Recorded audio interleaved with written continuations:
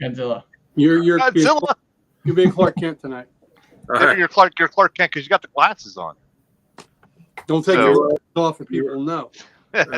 Run it. Well, I mean, you've never seen me and Superman in the same place at the same time. There you go. There you go. Welcome, ladies and gentlemen. It's the Codex Station Comic Character of the Week. I'm your host tonight, Sal, the Slab Guy. Joining me down there is, of course, Dan the Kelly Art. Right over there is the Ric Flair of comics himself.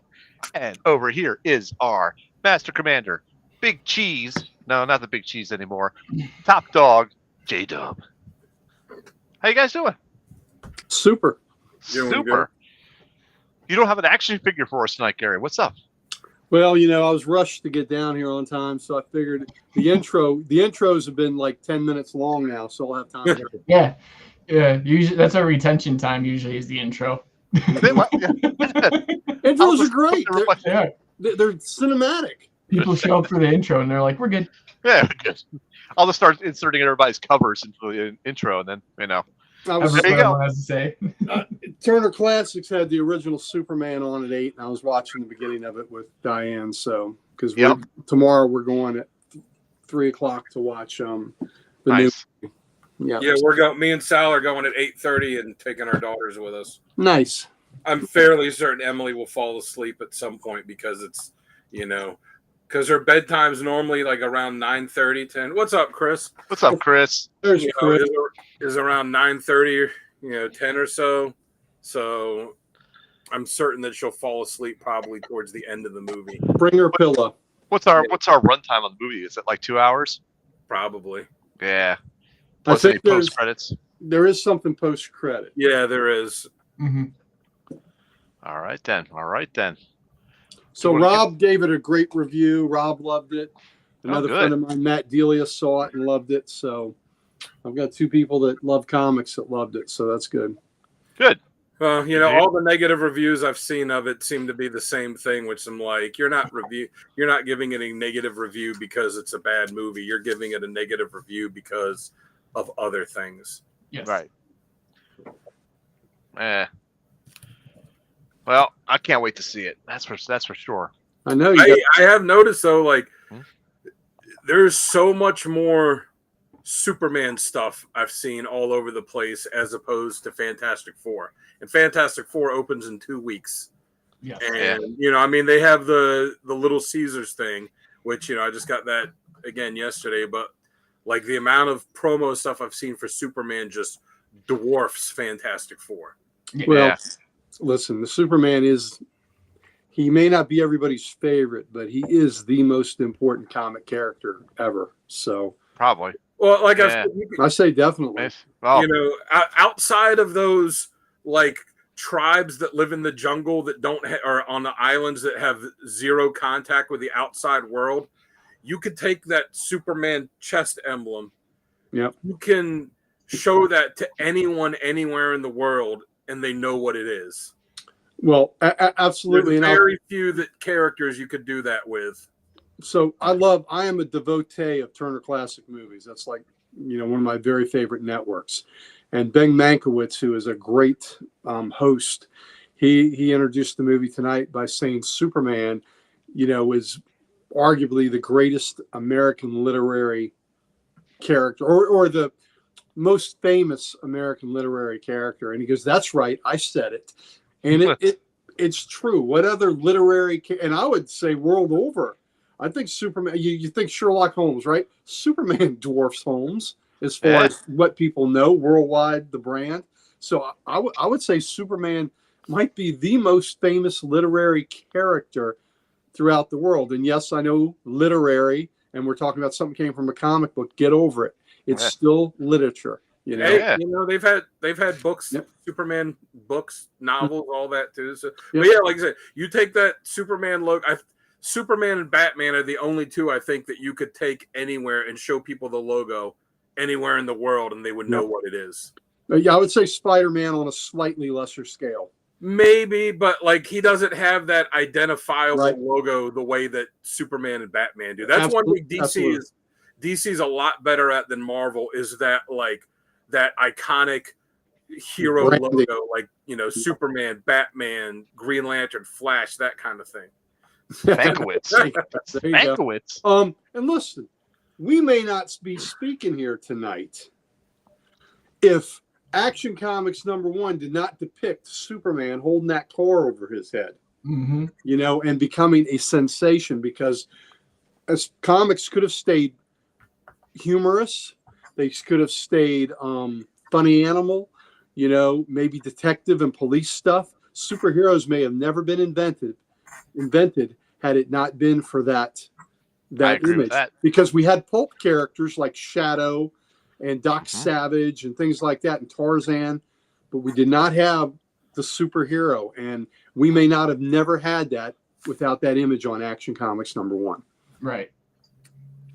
So I'm firmly in the camp of believing that. I can agree. Mhm. I concur. I mean, maybe, but you know, there were, you know, superhero-like characters before Superman. You know, there was the Phantom. You know, so I'm like, I don't know that we would have gotten it as we did, but I think somebody else along the line would have, you know, had the idea like, what if somebody can fly, and you know, and then it spreads to that. But without Superman, it's probably wildly different. It's not the same. We don't have all the other characters that, you know, the Brown Lantern is very recognizable. Well, those characters I think might have just stayed in the pulps though, Yeah, and not made the transition to comic panels.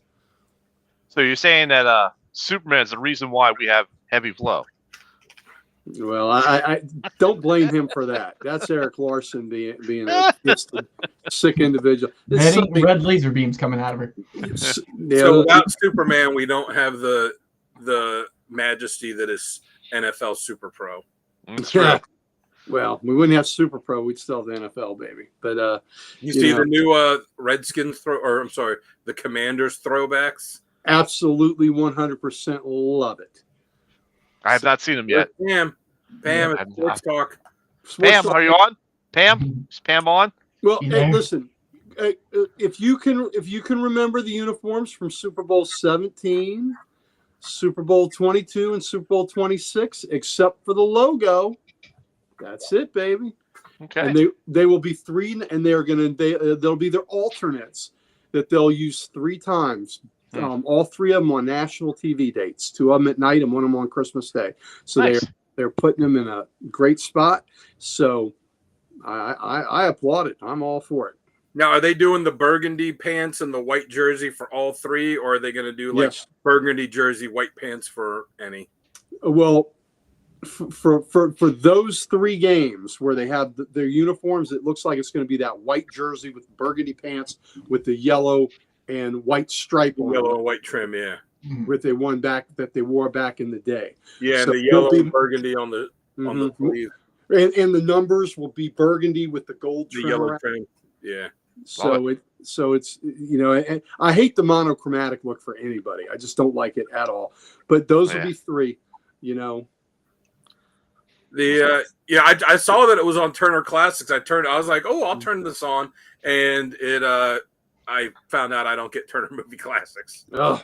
So I went back to watching Bob's Burgers. Well, listen, Turner Classics is a great channel. Oh, yeah. Any day of the week.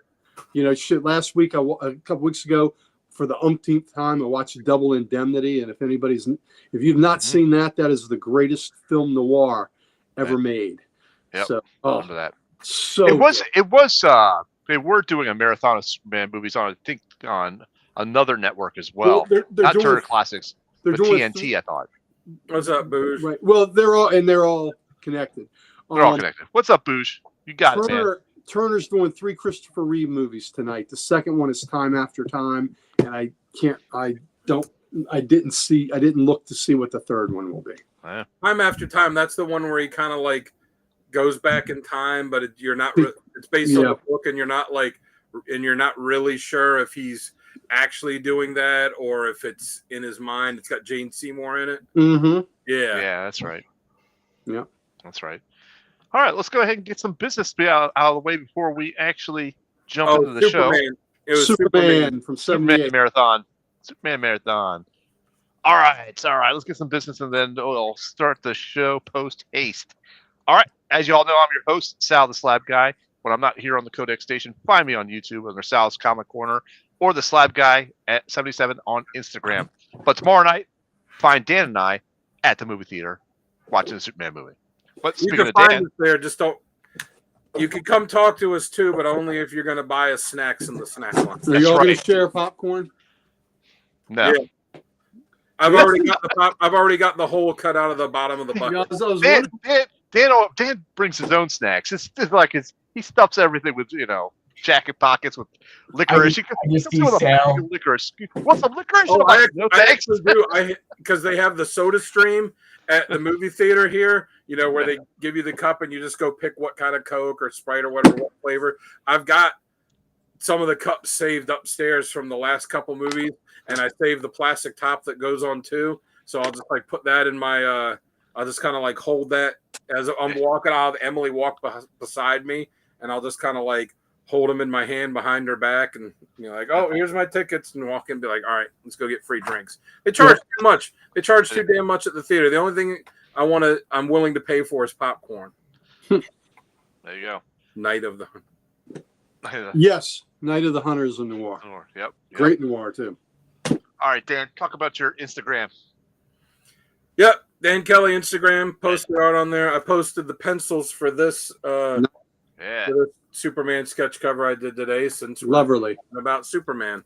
And yeah, they're all available for purchase. That one I'm probably, unless somebody wants to buy it, I'm gonna save it to get the artist that did it, Eddie Barrow, to sign it at Baltimore Comic-Con this year. Nice. That'd be cool. All right, then. Next to Dan, do you want to do the introduction for him, Dan, or do you feel No, like you can go ahead. All right. Next to Dan is the Ric Flair of comics, the preacher of the lore, Uncle Gary himself. Woohoo! Thank you. You can find me at Comic Logic, baby. You can see me there every Wednesday getting my new books. You see me, Mighty Mike Harbor, Rob Kalin, our principal owner. He is making sure that we get our weekly fix. We're getting that 4-color ink right in the bloodstream, baby. Because that's what makes us strong. Reading comics book gives you muscles, baby. You start out lifting just one book. Then you're lifting a stack. Then you're lifting a short box and a long box. And next thing you know, you're going home, you're stacking them. Next thing you know, you are jacked and you are packed, baby. Also do some push-ups. That always All helps. right. That helps. Also, let's check out the Comic Character of the Day site. That is a site founded by our Archduke Kevy. Archduke Kevy, thanks for the birthday shout out on the site the other day. I appreciate it. Archduke Kevy founded that site, and he is the reason that we are all acquainted, because we met through that site. He has moved on to other endeavors right now. He's still on the site, but Mr. Dan Kelly over there is running that site, and he's putting up a character of the day. Of course, today it hadn't been Superman. And Talking Geek is supplying a cover of the day. Occasionally, I get off my lazy button. I'll throw another cover in there too. So, but you will get a cover of the day. You'll get a question of the day. You'll get great random panels of the day. I sent him a candidate yesterday that had to do with a super licking power. That'll go. Did you like the panel today? Yes, of course I did. I always like the panels you put up. And the one today, because for this one and for Fantastic Four, the day that comes out, I want to do something, not just silly or sexual thing. Oh, today the panel was the one from All-Star Superman, where the kid's there and he goes, and they did a really cool adaptation of this scene in the Superman Lois show, where the kid says, "Oh, what is it cool costume?" And Superman's floating there. And he goes, "Thanks, my mom made it for me." That is from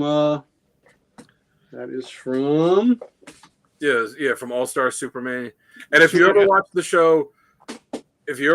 show Superman and Lois, which it's not on anymore, so you can watch the full series.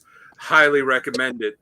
They had the one episode where it flashed back and showed him over the years becoming Superman, and it has him in the costume with that Fleischer Superman logo, which is just a great logo. And they had that scene where he saves these people, and this kid says, "Cool costume," and he's like, "Oh, thanks, my mom made it for me." And then he flies off. I'm like, oh, great. That's right. Mom made that costume. She made them trunks. That's right. Don't hate on them trunks. Stands for Sal. That's right. That's right, man. All right. There you go. Gary, why don't you go ahead and introduce the guy that's right above you then? Do we know this guy? Yeah, we do. We know this guy? Are you sure? Did he create the station? We admit that he's our friend in public. Unfortunately. Did he create the station? Did he dig the basement and build this thing from the basement all the way to the penthouse? That he created this station with a large antenna that is sending sound waves and shock waves and awe waves all through this land so that we can talk comics. He created this. That was good stuff. That's some good stuff too. That was good. That was good stuff there. So yes. Yeah, remember that one episode where he left the people on the mountaintop to die and just flew away? I do not remember that one. They found the Superman costume. They broke into Clark Kent's house or his apartment, and they found the Superman costume in his closet, and he ends up flying them and like leaves them on this ledge, and then just flies away, and they ended up like falling to their deaths or something. But Superman is just like, I banish you, and they're like, oh crap. Wow, that was dark. That's pretty dark.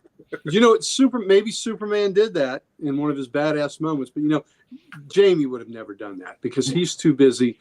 He's too busy trying to raise people up to a new level of consciousness where they can walk around with comic knowledge just emanating from every pore in their body. And that is the reason that we admire him and we celebrate his presence here, because he is the master builder, the one, the only J-Dub. Thank you so much for that, Uncle Gary. And you can find us over at thecodexstation.com. It's your one-stop shop for everything Codex. Get some merch, meet the team, let us know what you like and don't like. And you can also find us on all of the can't think of it. Oh, there's the socials, the things that we all are infected with, that we're absolutely 100% bona fide carriers of all the socials. All of them. And what we want more than anything else is for you to join us. Be just like us. Just like us. One of us. One of us. And we would love to give them to you, baby. Yeah. That's right. Real fast, Uncle Gary, I think you'd be proud. I finished Phantom Stranger. Ah, nice. Mm-hmm. Did you enjoy it? Oh, I think I found a new character I actually do really like. All right. Well, get on those Bronze Age issues, my I am. I really started looking them up. I'm like, ooh. So his first there you go. His first appearances were in the short 6-issue series in the 50s. I have number 5.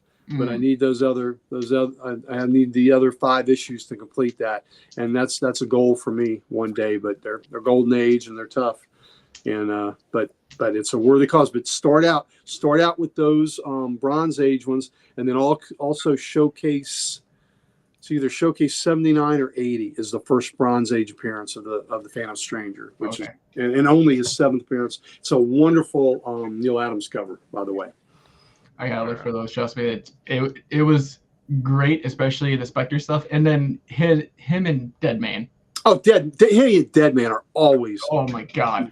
Yeah, they are. Do you really gotta be inside me right now? You think I like being inside you? This is a word that I will never say to another man. Yeah. That's a phrase you'll never hear from me.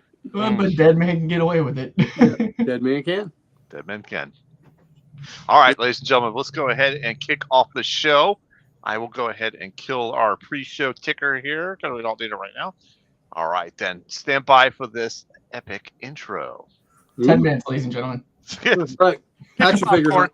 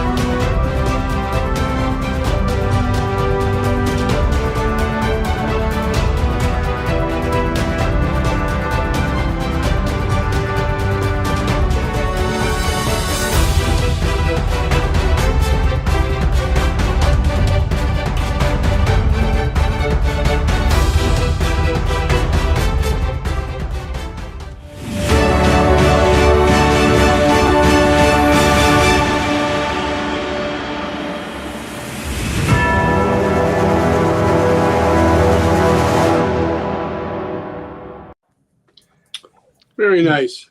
That was And awesome. I just went and saw the new Superman movie during that intro. How was it? It was fantastic. Was it Fantastic Four-ish? Okay. All right. Very good. I got $10 saying I'm gonna have to deal with the monetization occurrence tomorrow morning. Hey, man, everything was, Everything was, appropriately. Wow, that sounded very Italian mobbish. Everything was, acquired correctly. All right, ladies and gentlemen, welcome to the Codex Station Comic Character of the Week. We're bringing you the heat faster than a speeding bullet tonight. Today, we're soaring into the stratosphere of one, the only, the ultimate Boy Scout, Big Blue, Mr. Superman himself. He's not a god. He's not a soldier. He's not a billionaire with a grudge. We're talking about Superman, the Man of Steel, the symbol, and the hope. So Kansas welcome aboard, Farm Kansas Farm Boy. Welcome aboard, ladies and gentlemen. I'm your host, Sal the Slab Guy. Joining me there's Dan Art Kelly. Of course, we got Uncle Gary, the Ric Flair of comics. And of course, we got J-Dub himself right next to me over there. Dan, why don't you go ahead and kick us off with the intro on this guy? We never heard of him. Give us some info, man. Come on. Well, he, as everyone I think knows at this point, first appearance, Action Comics #1 in June 1938. Don't have it. Coming up on close to 100 years. Created by Jerry Siegel and Joe Shuster. I think we all know his origin at this point. He was from Krypton. As you saw in the intro. Thanks, Tomar Ray. Yeah. Krypton explodes. He fell. Parents send him to Earth, lands in Kansas, raised by the Kents, becomes Superman. Mm-hmm. And as far as powers, if it's a superpower, he's got it or has had it at some point. Flight, super strength, invulnerability, heat vision, X-ray vision, super speed, freezing breath, longevity, super hearing, just whatever the superpower is. Like I said, at some the one I would abuse the most, X-ray vision. Yeah. If you watch, was it Superman 4, he can use his eyes to rebuild the Great Wall of China, or Superman 1, he can just fly backwards around the earth and make it go in reverse to make time go backwards. Save Lois. Yes. There's a good robot chicken short on that, which is fun. Superman, the ultimate immigrant. He's an immigrant created by immigrants, and of course the right do not like the fact that he is an immigrant. Yeah, because that makes him woke, but he's been woke since then he was created. Mm-hmm. Yep. Didn't happen in the last 5 years, ladies and gentlemen. Mm-hmm. Yeah, no, not indeed. All right then. Thanks, Dan, for that. Let's go ahead and jump to our first segment of the night, which is how this character works best.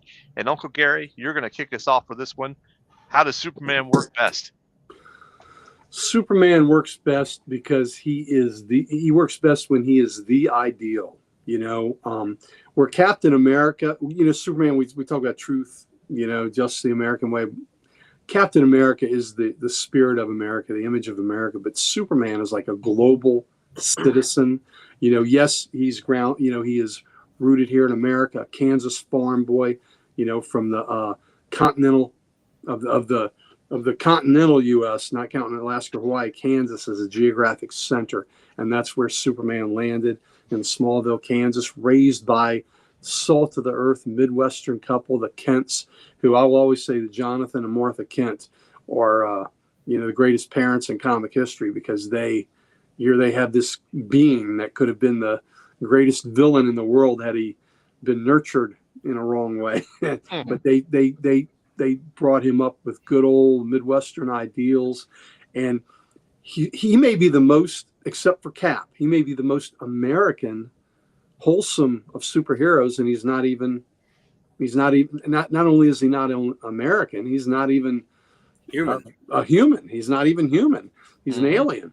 So I think that is really cool about him, and that he is just I think it's so important, the aspect of him that's Clark Kent. I think Clark Kent is really who he is at heart. That Superman's his work outfit. That's what That's, and he's got this selfless nature about him, and the fact that he has all this power and that he does not use it for his own advantage. I think, yes, we refer to him as a Boy Scout, but I think it makes Big Blue the most, the most aspirational hero we have. Yep. He's the one that when we see him, let's look up in the sky. It's that he is our guardian angel. He is our savior. He is the one that inspires the whole damn planet. And I think that's a lot of pressure on him, but man, he's got big shoulders and he can take it. And the fact that he has all this power and is as graceful and as humble as he is, I think it's amazing. And you know what? If by being the way he is irks Batman, that's always good too, right?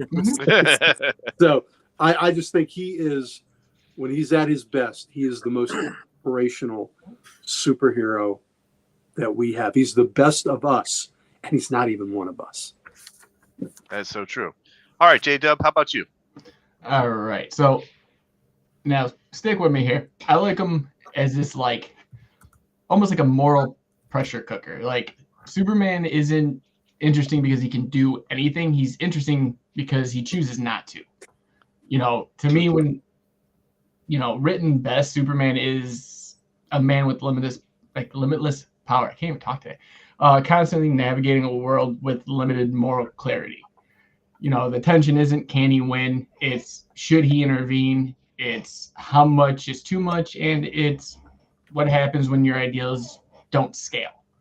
For example, if you look at Peace on Earth or Up in the Sky, stories where Superman struggles with how to help, not if he can. To me, certain writers understand Superman is at his most compelling when he's not just punching things, but when he's thinking. He's just a figure, just very human, ethical life. That kind of friction, that's what makes him the best.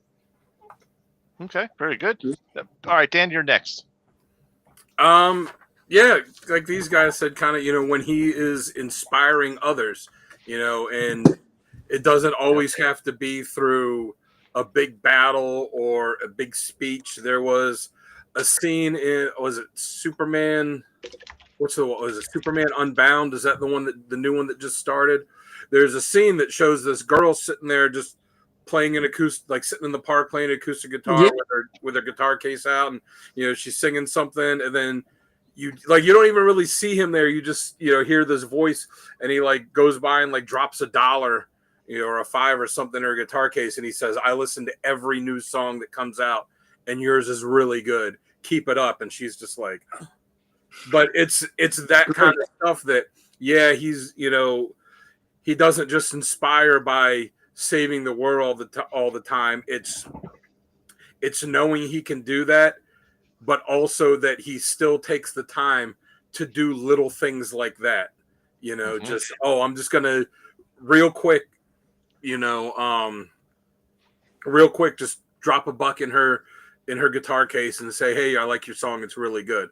And it's one of those things. Jamie used to say it all the time. It's just one small, simple act of kindness could change someone's entire day. I just watched a video the other day of Usain Bolt, and it was this montage thing of him getting ready for races and him just giving a fist bump to whoever, not another racer, but whoever happened to be there, working security or working at the race. And every person you saw him give a little fist bump to or talk to for a second, you just saw their face brighten up and how much it changed their day. Just this few seconds interaction. Well, Superman's doing that all the time, all over the world. Leads by example. Yeah. Mm-hmm. In a baseball term you will like, Dan, he's Cal Ripken. Yeah, exactly. He's Ripken when Ripken broke the record and then did the walk around the trot around the stadium, just high-fiving and shaking hands the whole time. Yep. And he's Ripken in the sense that Ripken just came out and was going to tip his cap and go back in, and his teammates pushed him out and said, "No, you go do this," because he was too humble to do it himself. And that's Superman. Superman's not going to be the one to just go and and do all that for the crowd. But all of his teammates are going to say, no, you go do this. And they know he's the best of them, just like the other heroes know that Superman is the best of them. And then I also like it when he's just beating the snot out of bad guys. When he's fighting the seemingly unstoppable foe. And he can let himself go. He can just let it hang out. The dark, Toy Man, all right, whatever. But like Mongol, Darkseid, Doomsday, Luther, to Metallo to an extent because he's got the kryptonite heart. Brainiac, like these, just mega villains that, like you said, he could just let loose on. Mm-hmm. Mm-hmm. All right, very good. So going last year, unfortunately, that means you guys covered every single point that I was going to make. That's because we're awesome. You guys are. Yes, I like the fact that he is someone that everyone aspires to. That's one of the main reasons why I like him. They look at him and be like, I got to be more like that, And Dan hits it with, and Jamie also hits it with the small things that he's doing. Like even some of the issues or stories where he takes a kid that's like terminally ill to space to see the moon, something like that. That's just, some of those gestures that he does there are just absolutely amazing. His fights with Lobo are great. Yeah. Mm-hmm. So and I do like your point where he says beats the snot out of people or just let go, because he does talk about that where he has to be very careful of how much power he's using because he doesn't want to kill anybody. So he's always holding back constantly.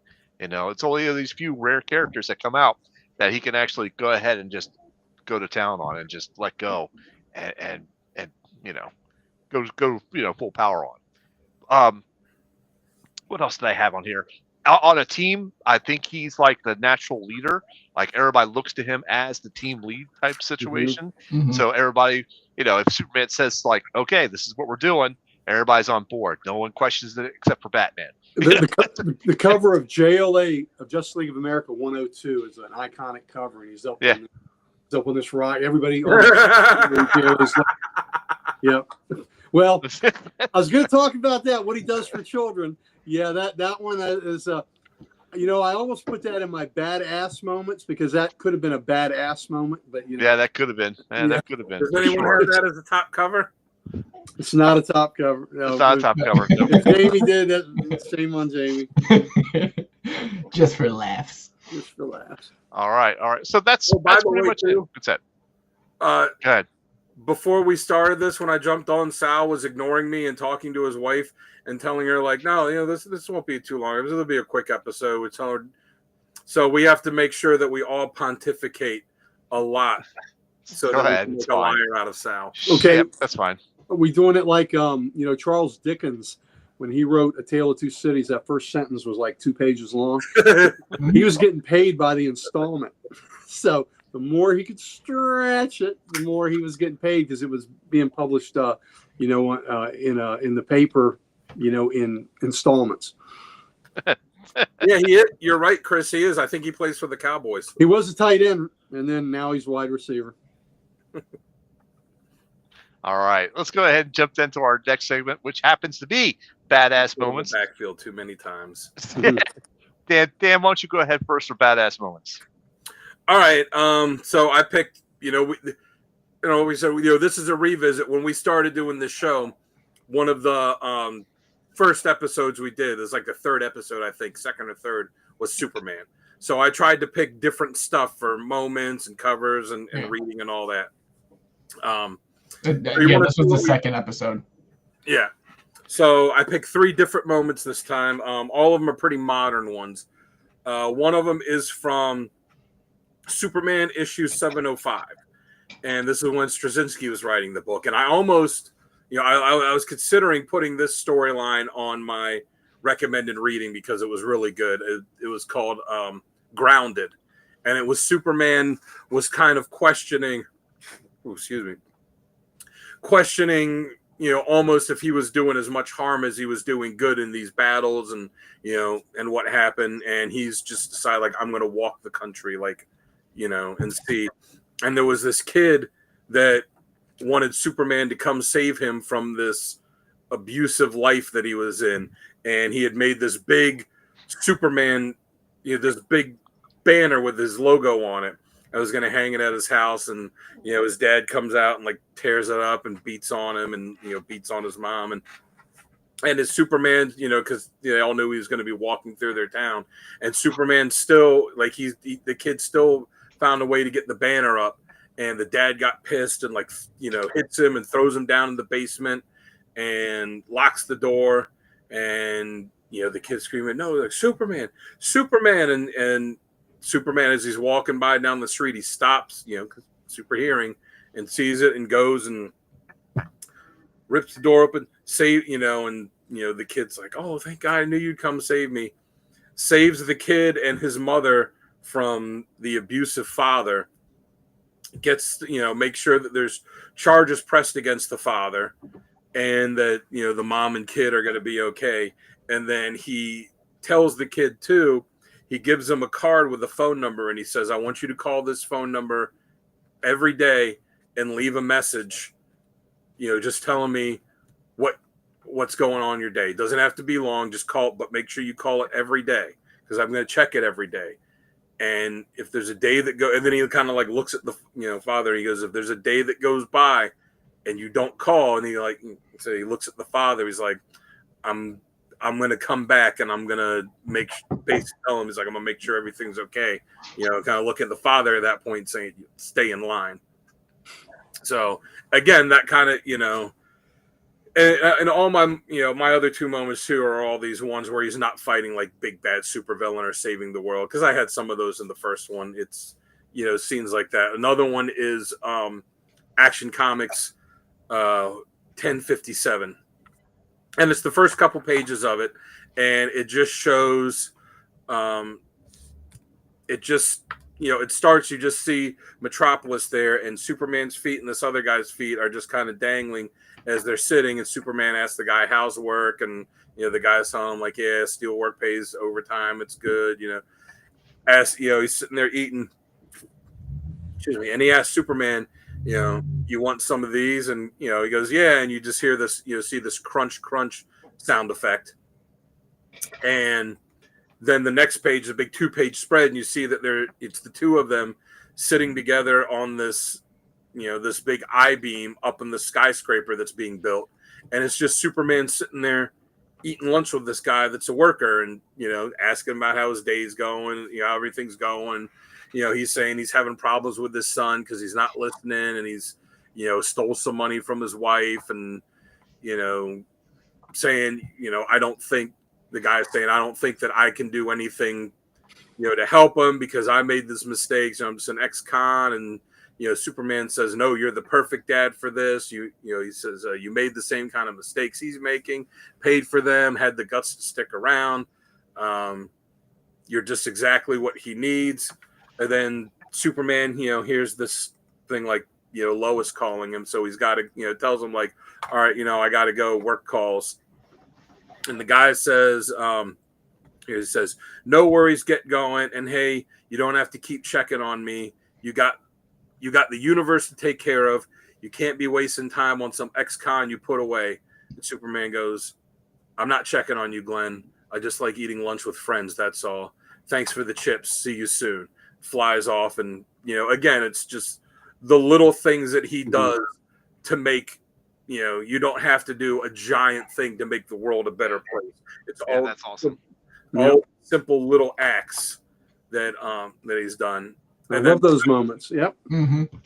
And then the last one I have is Superman, Man of Tomorrow, issue 12, where you see Atlas, holding up the heavens, and then Superman comes up and he goes, he's like, what do I need to know? And he tells him, this is the weight most can't bear. Superman asks him, how much does it weigh? He says, the most you can bear plus more. Superman goes, do we like do a handoff? And Atlas tells him, take it not with your hands, take it with your heart. And then, you see it transferred and Superman holding it up and saying, oh, the wait's impossible. How long will you be gone, Atlas? And then the rest of the issue, you see each page is, something going on in Metropolis somewhere. And Superman is kind of taking the day off to help Atlas with this. So you see all these other people that are helping with stuff. Supergirl's on one page helping get people from a fire. There's one page where there's a cat stuck in a tree and this little kid climbs the tree to get the cat out for this, for this older lady. You see Black Canary show up and help. You see Firestorm and, the Flash and, and Jimmy and Lois and all this. And then at the end, you see Atlas come back and say, how are you holding up, farm boy? And Superman says, like, putting up hay. And he says, keeping everything from crashing down, it means sacrificing much. If not for you, I'd have sacrificed a day no father should miss. My daughter Calypso was radiant at her wedding. I don't need an oracle to know she'll have joy for the rest of her days. Zeus was certain no one would ever volunteer to spell me. His face when he saw me escort her at the ceremony. You've given me a day of memories I'll cherish for eternity. And now I accept my burden again. And, then you see him take the weight back, and Superman's left there and just, totally spent. And, that's a bad when you're taking literally the weight of the heavens, of the world, of everything, and literally holding it on your shoulders so that someone else can go, have that special day that they need to have. Like, who else is going to do that other than Superman? That's pretty cool. I like it. That's very like it a lot. All right, JW, next. What do you got for badass moments? All right, I took one from last one too because I needed to. There was no choice. So for my first one is comes from Injustice, where Superman punches a hole straight through the Joker's chest. I don't care how many Superman revisits we do in this lifetime on this station. That will always be on my list. Don't care. So basically, Joker tricks Superman to kill Lois Lane and, spoiler, their unborn child using Scarecrow's fear toxin laced with kryptonite. The moment Superman realizes it, he snaps. And he doesn't just kill Joker, he punches through him like paper. It represents the moment Superman crosses that line. It's shocking, not because he's mad, but because we see what happens when you break the man who's supposed to be unbreakable. It, sets up so much emotional brutality, and it also sets up the entire Injustice universe with one action. Mm-hmm. Very true. Next one comes from Action Comics 775. So the Elite, they're a hyper-violent authority-style system, challenges Superman's old-school methods. They humiliate him in public, so he shows them what he's really capable of. He uses fear tactics, disables each one of them systematically, and lets them think he's finally gone dark. Then he drops the hammer. I could do this anytime, but I choose not to. Again, like I said, from my point at the very beginning, how I like it. He proves that was he on my can. list the first time we did this. Yeah, but I read it because of the fact of this. He proves he can be brutal, efficient, terrifying as they are, but chooses the harder path, which is mercy. Superman goes full Batman for 5 minutes to prove a point here. It's just awesome. And the last one, I think Uncle Gary get a kick out of. This is from Adventure of Superman 626, and Superman lifts the Spectre's soul. Wow. This isn't just Superman punching a monster or burning a hole through steel. This is Superman carrying the literal spirit of God's vengeance, the Spectre, across the ethereal plane. Just let that sink in. In this arc, the Spectre is spiritually wounded and broken. He's lost his host and his sense of purpose. Most beings, mortal or divine, would just run. But Superman, he doesn't understand the full scope of what the Spectre is, and he doesn't care. All he sees is someone in need.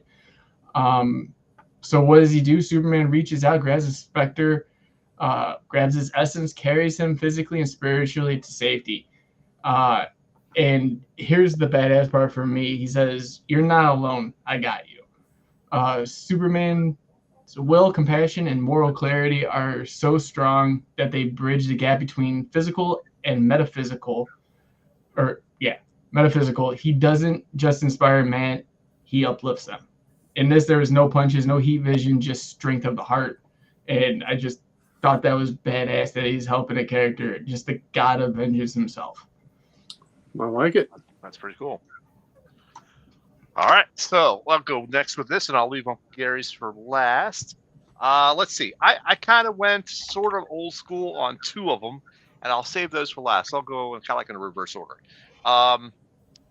Superman number 22 from 1988. He freezes a supernova with his breath. I mean, he literally extinguished a star just with his super breath. I mean, that's pretty badass right there. So the Silver Age one I have, I had to look this one up, and I went back and I looked it up. This is from Superman 185. He stopped a planet from exploding by holding it together. And I know it's like it's comic type of logic, but whatever. It's still pretty cool. He stabilized the tectonic plates and with just using raw muscle, and did it with a smile on his face too, which is amazing. So for my I do that every time I go to Taco Bell. No, you destroy planets. Hold it together. I stop it from exploding by holding it together. No, you destroy planets. I'm sorry. No, that's Chris. Yeah, that is Chris. That is Chris. Yeah. Okay. So talking about planets, we're going to go to the Golden Age. Superman number 13. He dragged a chain of planets just to get them to realign into their proper orbits. I mean, that's a visual flex in itself, and I love it. So those are my three badass moments. All right, Gary, how about you? All right. Well, we'll I'm just gonna say one word: Doomsday. Yeah, I had that on mine, but I figured someone else would have it. Well, I figured it was. I'm sure y'all had it for the first one. Just that whole. I mean, that whole epic battle was just as badass as it gets, given every last measure, and stopping Doomsday at the cost of his own life. I mean, that was one of the greatest battles ever in comic history. So that whole fight scene. In Volume 2 of Superman, in the John Byrne relaunch, in issue 22, he executes 3 criminals, and that, I know that I'm sure that's not canon now, but that was such a shocking moment for the hero that doesn't kill to execute Zod, and I guess that was Ursa, and I guess Jax-Ur, to execute them because they had killed an entire planet it was an alternate Earth. Mm-hmm. They had killed the entire planet. They'd killed billions of people, and Superman, and they were from a Krypton that made them a little bit stronger than he was. So he knew he had to take an ultimate measure, or he said he would have to take an ultimate measure, and he couldn't just put them in the Phantom Zone, and he executed them with kryptonite. And that, I mean, even the cover of that is shocking, where he's wearing a hood and he's going to be the executioner. But the fact that Superman executed three criminals, and for a character who had that moral compass to do that, I guess that is just, it's not the actual execution in a manner, but it's the fact that he had to do it, and that was like tearing him apart, Right, absolutely. And I think actually, Jax-Ur actually strangled Zod to death before the kryptonite killed him. But still, when they turned on one another. But yeah, the fact that he was going to do that he'd be willing to go against everything. He went against everything he believed in, because he knew that this was unchecked power that he would not be able to stop if push came to shove. Kind of the way that that Wonder Woman killed Max Lord, because Max Lord had said he was going to take control of Superman, and what are you going to do about that? Yeah. Well, she said, "Well, I know what I can do about it." Snapped his neck. Didn't hesitate on that. Yeah, I think that was on all when we did the Wonder Woman episode. I think that was on all of our badass moments list. Yeah. Snap, crackle, pop. As well it should have been. So for Superman to execute, and then the last one is I'm going I'm going outside the box here, and I already talked about Sal. This is just a cover, and I've always thought that this cover is the most badass Superman cover I have ever seen. So there it is, right there. Mhm. Superman 317. In Nice. seconds, the kryptonite implanted in my body will kill me. But before I die, I'm taking you with me. That, to me, that is the Superman you don't want to F with right there. Look at that. Yep. Neil Adams, look at every muscle. Neil Adams, goodness, crippling. yeah. Oh, man, and he is irradiated with the green K, and he's about to die, but he is making a pledge that you are going with him, my friend. So I just always thought that's one of my favorite covers, for me. And I just think it's a badass cover, and that it's, Superman being badass is pretty cool. So, well, if I could read it like you saying it in my head, yeah, it'd be a badass cover. Me, it'd be like, I'm gonna kill you either way. no, And you look at saying, so you look at the way that cover is.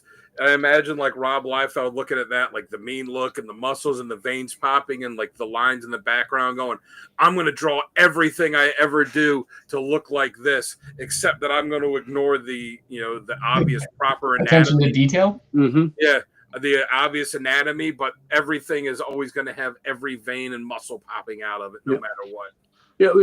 Yeah, Neil Adams was great in anatomy. Matter of fact, this week I just my artist edition Neil Adams book came in. Ooh. And it is spectacular. I need to see that. You see it on Saturday night, man. It's real and it's spectacular. And it's It fantastic. is real and it is spectacular. It is. So it's also kind of heavy, but it's all, what an amazing book. So I've been waiting for this for a while now, and I'm happy to have that. But yeah, Neil Adams' anatomy was just perfect on the stuff. So that's my last badass moment, that cover that I have loved ever since I bought it off the rack way back in I guess that was about 77, I'm gonna think. Yeah, it's late 70s for sure. Mm-hmm. Late 70s for sure. All right, so let's go ahead and move on to our next segment, which is critiques and stuff that we do not like about Superman. J-Dub, you go first on this one.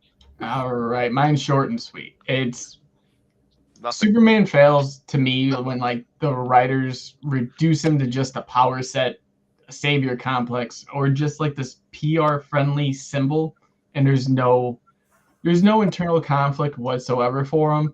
It's more or less just like me big, me beat you, me win, I fly off. And it doesn't resonate. Like, yeah, they literally had to create a weakness for him, which I get.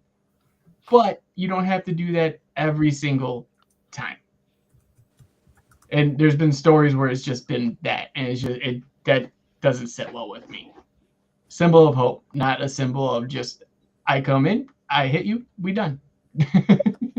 Yep. I will go next on this because that's pretty much what I was going to say. Some writers don't know how to write him with that internal conflict or that struggle. Always got to be the moral compass, always taking the right approach, that type of thing, being the aspiration that people look up to, So I think some writers can't work that well. When they don't, he comes off as me, punch, smash type of thing, like the Hulk, Mm-hmm. type of thing. So yeah, I like it when he does have that internal conflict type situation. So not seeing that writers handle that properly, I do not like. It's like you have Bizarro for that reason now. Like you don't need to Bingo. You got Bizarro for that. keep running that same gauntlet. Right. Totally true. All right, Dan, how about you?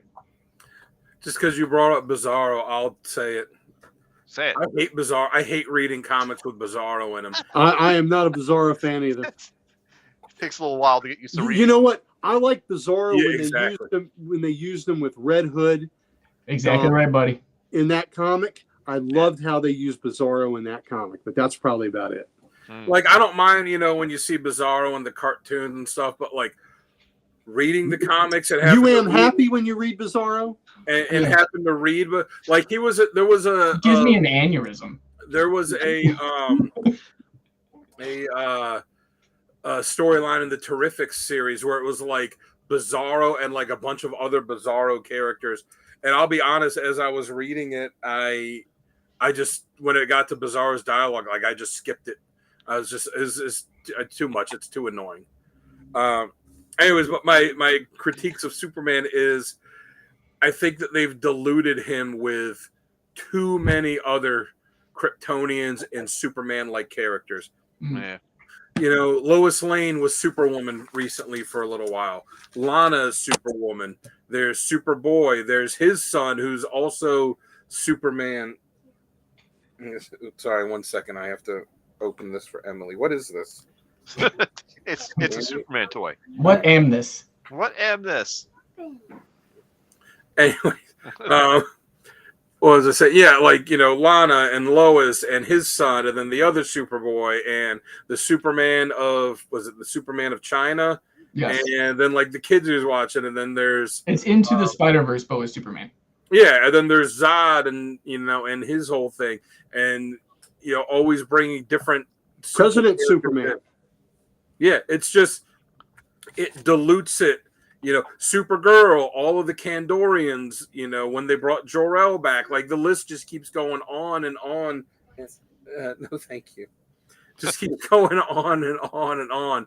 And yeah, it just, and you see the dilution of, it's not just with him, it's with all the Bat characters and the Flash characters and the Spider-Man characters, and it's, you know, the Venom symbiotes, and it's whenever it's like, oh, we've got this one concept that's really cool, let's do it 100 other times and beat it to death. Exactly. Yeah. It just gets, you know, it's too much. And the other thing I'm tired of is I'm tired of the evil Superman trope. You know, it's cool, you know, it's been done. I don't think there's any new ground that they're going to be able to tread with, oh, what if Superman was evil or this happened? Like, no, we've seen it. We've seen it too many times. There's nothing else you're going to do with it. I'm not interested in seeing, you know, a comic like, oh, Superman's going to be bad now or be out of control. Like, no, just you've gone to that well too many times. All right. So that's, you know, that's it for me. It's just it speaks to, well, we don't really know what to do with Superman, so let's make him bad. All right. Understand that. All right, Gary, you're up.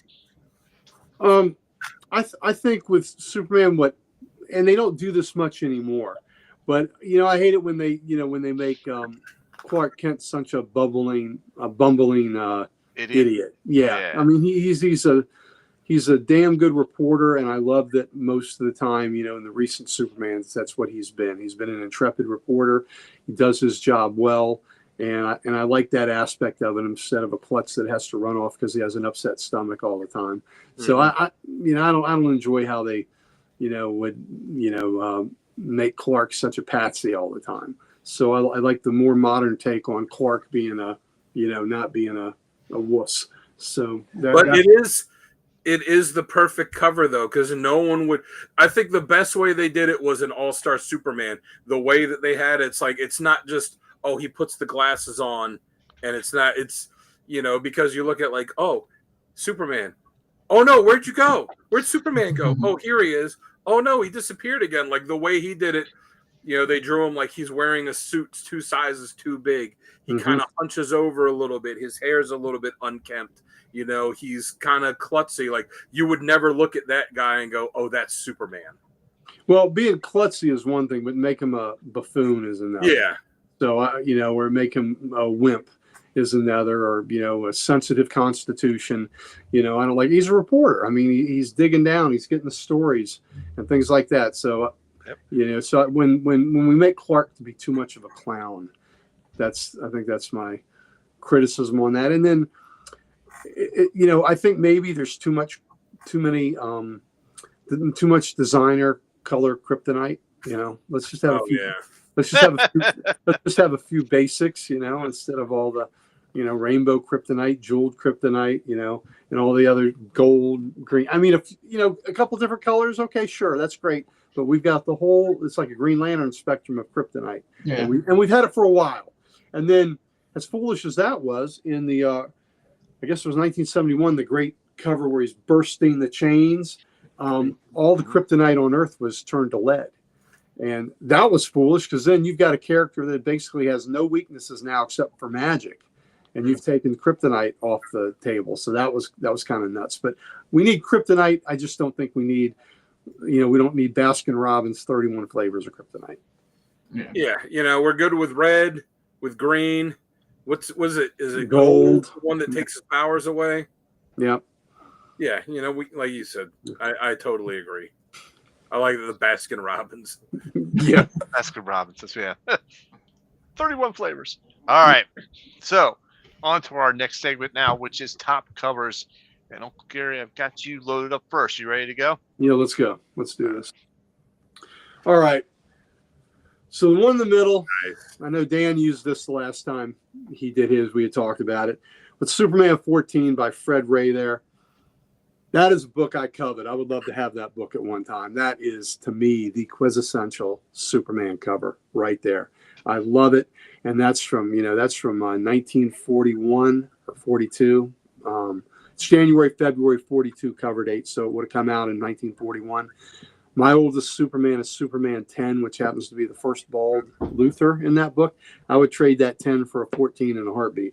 I've actually held 14. Damien has one. It's beautiful. It's wonderful. But it's an expensive book because that cover is so damn iconic. But that is as good as it gets as far as I'm concerned. And of course, it's a black cover. So, and in the background, if you look really closely, you can see there are etchings of a tank and a plane there, at the bottom of the shield. So, but the black covers are always hard to get.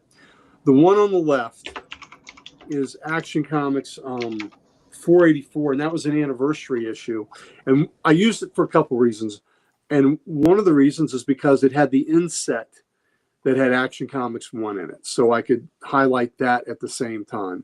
That's the cover that changed comic history right there. So Action Comics 1 is highlighted on there. And to have this other great cover by Garcia Lopez, who is just, he's so smooth in everything he does. Beautiful image of Superman. And this is, the Earth 2 Superman marries Lois in this 40th anniversary book. So, I mean, it's just absolutely, magnificent. So that was, 1978, that book came out, and it was just spectacular. And, and if you look in the bottom, that's not the Daily Planet. That's the Daily Star. So the Superman of Superman, the Earth 2 Superman, the original Superman, worked at the Daily Star. Anybody remember the name of his editor there? Perry Brown. We all know Perry White. But the editor of the Daily Star was George Taylor. So for those that care. And so there's the Daily Star building, and it's just a beautiful image. And I think that's everything an anniversary cover. I like that too, buddy. Yeah, I like that too.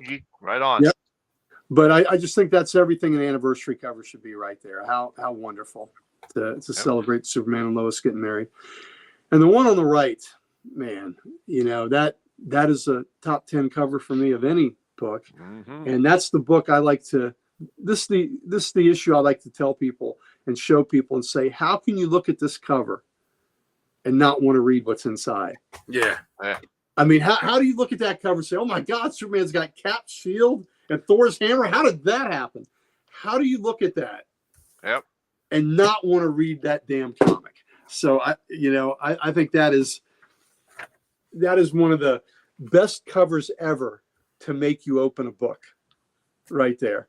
Yeah, it's done by the great George Perez. It was a wraparound cover that had the two Earths kind of colliding and merging on the back, but just that imagery of a battle-scarred Superman, suit torn off of him, holding those two iconic weapons. From the Marvel universe. So to me, that's comic goodness right there. That's fanboy geek out. Yeah. I got to read this, stuff right there. Yeah. The scene where like Cap gives him the shield and, yep. People always, it's one of those comic arguments too, that people, always argue about who would be able to pick up Thor's hammer. And, Superman is kind of like a, duh, obviously he would. He would be worthy. Yes. Yeah. Exactly. Yep. Okay, let's go. Dan, you want to go next for your covers? Yep. All right, there you go. All right, so just to start, my original covers were the Superman 14, like the one that Gary just showed. Yeah. And the Action Comics #1, because I mean, it's the one that begat everything else. Yep. Yeah. And Superman 75, where you saw the after he was killed by Doomsday, and you saw the pole and the tattered cape just blowing in the wind, like just what a striking image that is.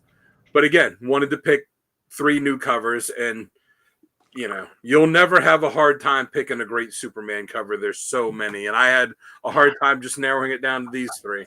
So, I love you picked 3 flying covers, or one leaping cover maybe, but yeah. So yeah, Superman 1, again, it's just such an iconic image that's been reused so many times, reprinted so many times. It's been used on all kinds of merchandise. It's been homaged so many times, and it's the first time Superman got his own book. So it's just an iconic image. Mm-hmm. So, and that book, I know we've talked about it before.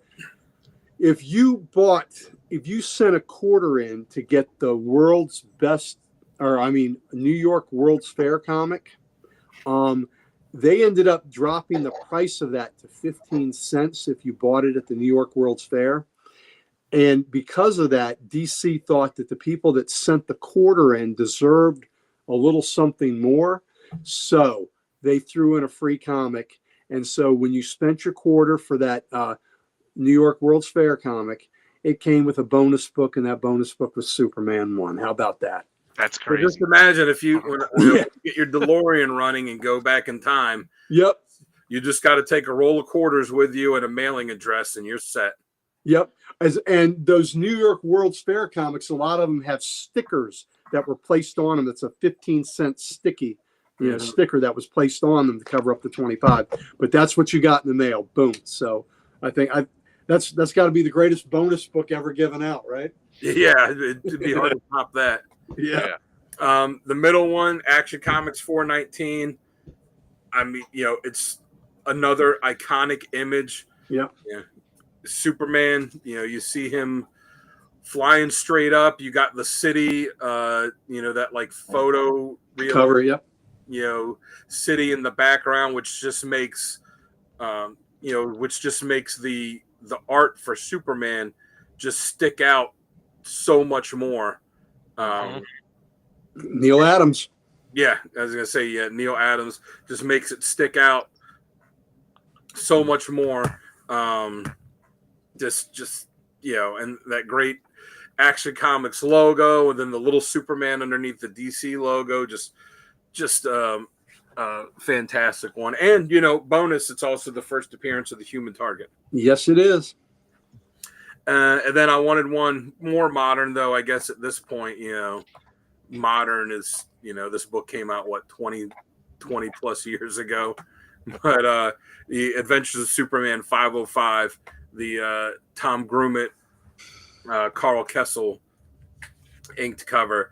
It's it's a classic Superman flying pose. You got the city in the background. You kind of got the clouds there. It's almost like the the horizon on the background. He was channeling John Byrne on that, I think, a little bit. Oh yeah, and then the way his arm and like the way his body is designed, that kind of matches up with the Adventures of Superman logo, with the way that goes. It's just it's not iconic in the sense of the first 2, but it's just such a classic Superman pose, such a classic Superman image. I love it. Absolutely. Good stuff. Good stuff. All right, so I will go next for covers, and here I am. Boom. Oh, great covers. Yep. So I'll give Dan some credit to Superman 53. I kind of had that on my a wide list to cut, and he had on his list to cut, and he's like, "Why don't you take that, and I'll put in something else?" And I said, "Okay," because I love this image with him with the standing by the flag, and you see the truth, justice, and the American way, and in there, it's just, that's just really wicked. That's Jerry Ordway goodness right there. Yep, I was about to say, cover artist was Jerry Ordway right there, and love it. Let's skip to the far right. This is Superman 109. The cover artist was Ron Frenz and Joe Rubinstein on this one, and I love the perspective in this one. You see Superman flying, you always think the city's going to be below, kind of like below him. Well, it is below him, but it's opposite because he's flying upside down. What catches your eye first is the upside down birds, and they're like, why are these birds upside down? Oh, he's upside down. Okay, all right, I got it. And then the rest of the city clicks with you with how he's flying. So I love that image. So and then of course let's go from some old school goodness here. Number 23. I actually had to look up the artist for this one. It was Jack Burnley. Oh, nice. And he's going after some Nazis. And how do you not like that cover? Come on. The war cover, and the war covers are always more expensive, so that is a very highly collectible cover. There's a great war cover where it's an issue of action where he's on top of a Zero and he's getting ready to punch through the cockpit, and his cape is blowing the opposite way because of the way the Zero is flying. And he's sitting on the nose cone of the Zero getting ready to punch it. And it's like, oh man, I would love to have that cover too. Yeah. You should see the original 3 covers I sent to Sal. And showed me that Sal doesn't pay attention when I send him stuff, because I just sent him like 3 ridiculous covers. It was like just Superman just being just being an absolute dick. And I sent him I was like, here's my top covers, and I'm expecting a laughing emoji, and he just texts back, nice. I'm like, nice. Even look at him. Did you send him the pillow biter cover? No, he did not send the pillow biter cover. I was just like, okay, I can't handle this right now. Nice, and I'll talk to you later. All right, Jamie, are you ready for yours? Yeah. And you don't see too many covered. You don't see too much of Superman swimming. No, you don't. That's true. That's right. Well, you get some with Aquaman. There's a few with Aquaman, but that's usually where you get them swimming. We were talking about this. Dan and I were talking about this. Oh yeah. We were asking. We're going to ask you: is there ever going to be an Aquaman Superman race? Underwater. Oh, you know what? They have, and Aquaman is faster than him. Okay. Yep. I'm pretty sure that was in a JLA issue. Yep, where Aquaman smoked him. He kind of have to be, otherwise that'd be a pretty big embarrassment for Aquaman. Yeah, sure. Yeah, Absolutely. Would be. Yeah. All right, Jamie, here you go, buddy. Oh, wow. Sweet. So we're going to start off. I had to pull a doozy on this one. Deceased number 2. This is the Matina cover. Yeah. I just love the idea of zombie Superman going nuts. I loved it. I bought all these covers because of how cool they were. So that one had to be up there. Middle one is the Liber Mayho Action 1000 cover. I mean, it's gorgeous. Especially for, I don't even think he's flying. I think he's just hovering at this point. There was a really cool Bermejo cover where Superman's flying by the window and the kid is in the apartment. That was my pick for the year, 2 years really ago. Cool. Yep. So good. Yeah. But then the last one I love because I love the watercolor aspect of it. This is from David Mack. This is Superman number 1. Obviously, everyone's going to hate it because it's the Bendis run. But the cover alone, I just think is spectacular in its own right. It's a great cover. I do. It doesn't bring out that ferocious kind of you see every vein. He's just, muscles everywhere. It's just slim, sleek silhouette of Superman just being stoic. Dig it. Okay. Awesome. Good stuff. All right. So before we jump to the next segment, we got to talk about our giveaway. And Dan, why don't you go ahead and talk about that? All right. Well, since it is Superman month, with a movie coming out tonight, officially, all the books, the giveaway for this month are in some way Superman or Superman movie related. So we've got DC Comics Presents issue 87, the first appearance of Superboy, who would become Superboy Prime. Nice. We've got Superman Unlimited #1 blank sketch cover that is sketched by none other than Jim Calafiore, who did this for us when he appeared at Comic Logic a few weeks ago. Beautiful. Awesome stuff. Mm-hmm. Yeah, look at that. And then making his live action debut, the only character, the only major character. I mean, I know the Engineer hasn't appeared before, but Superman, Lois, Lex, Guy Gardner, Mr. Terrific, Hawkgirl, all of them have been in live action before, except for Metamorpho. And this is his first appearance. So all you have to do, and I'll even throw in this Superman sketch card that I drew a while ago, because why not? There you go. That's awesome. All you have to do to get all 3 of these fantastic books is find the video on our YouTube page. That's the giveaway video. It's the trailer. Can't miss it. Yeah. And just tag someone on it and tag as many people as you want. Every person that you tag is an entry for you, and make sure that you're subscribed. You have to be subscribed to us. And everybody that enters too, if anybody that gets tagged, if they subscribe and they start tagging people, they can be entered too. So you tag 100 people, you get 100 entries. Hopefully they will subscribe and they will tag people too. So let's help get on and so on and so on. So we're trying to get to 2,000 subscribers by the end of the year. So you can help us out by doing that, and in the process, possibly get yourself some really cool books. And that California book is a 1 of 1. Yeah, that's a 1 of 1. And look, the Metamorpho book. Yep. I don't even have this in my collection. I want to keep it, but it's part of the giveaway. Gary, do you have a copy of that? Brave and the Bold. My Brave and the Bold. It only went 200 issues, and I need to have a complete run. Oh yeah, I need none. Always know how to make me feel better. Yep. Actually, I've talked Schwartz into collecting Brave and the Bold from probably 50 up. So that may be one he goes for. At least all the team ups. So you know what? If he enters the contest, he wins. He can win. There you go. He can win the Metamorpho. In fact, I got this on eBay, and I emailed the guy that I got it from. I was like, "Hey man, thanks for the the great deal on the book.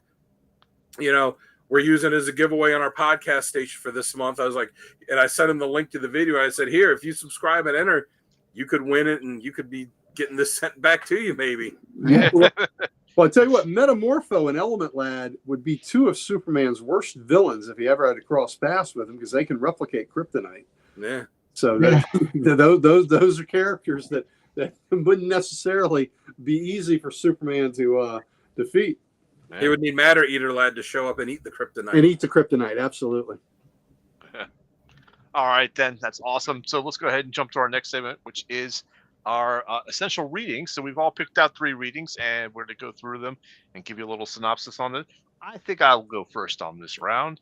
And let's go ahead and get my card up there. Boom. All right. So I went with these 3. Superman Brainiac 2008, Birthright came out in 2003, and Speeding Bullets, which is an alternate universe one. So let me talk about that. Yeah, they are good. Let's go talk about the Brainiac one a little bit. This one reintroduces Brainiac, and he's not your generic green alien, type situation. He's like a force of nature type situation. He's very terrifying. He's cold. He's obsessive with the force of cosmic intellect, and Superman finds out that all the other previous Brainiacs he's ever encountered up until now wasn't the real Brainiac. Big surprise. It wasn't the real one, and they were just drones or extensions of him. So where's he been? He's been out in the universe harvesting knowledge in cities and all that sort of stuff. Doing what doing Brainiac things. Brainiac things. So it shows off a more ruthless Brainiac, which I like. The story, explores Clark's identity a little bit more. They dig a little more depth into Clark Kent. And that's what I liked about it. Gary Frank's art in there was so good. It was good. I almost feel like it was inspired by like the Christopher Reeve from 7. Oh, absolutely it was. Oh yeah, absolutely it was. So I just feel Jeff like that. Johns wrote that too, right? Yeah. Yes.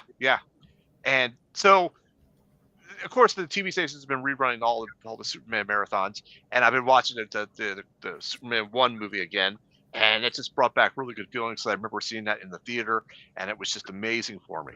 So to read this story again really brought back those feelings with it as well, and that's kind of like made me change the intro a little bit to include that Christopher Reeve little clip there that I threw in there for where he smiles at the camera and flies off into space. Just awesome. So if you like, emotional character-driven Superman stories or cosmic level threats with personal consequences type of thing, this is a good story for you. You'll definitely like this. Do you remember the tagline for Superman when it came out? You will believe a man can fly. You will believe a man can fly. Yep. That's it. All right, so moving on to the next one there, we're going to go with Birthright. This did a little bit of reimaging for the Superman origin story type of situation, but I thought it was okay. It did a lot of the Smallville upbringing in his early days in Metropolis, which was pretty cool. His story begins out, he's Clark Kent. He's traveling the world as a freelance journalist, just trying to understand injustice and the human struggle. He visits Africa. He investigates civil conflicts there, and if you see Clark Kent, who's compassionate and deeply moral, before even the costume. So right away you could tell that, his moral compass, just doesn't apply to Superman. It's him. That's his identity, that moral compass, So he, go through that, and he does more of his identity. He wants to, grapples with this feeling of being alien and human in both worlds. And we have a little dichotomy between Superman's idealism and Luthor's cynicism. So, we see a little bit of that. The art is by Lenny Yu, which is vibrant and full of detail.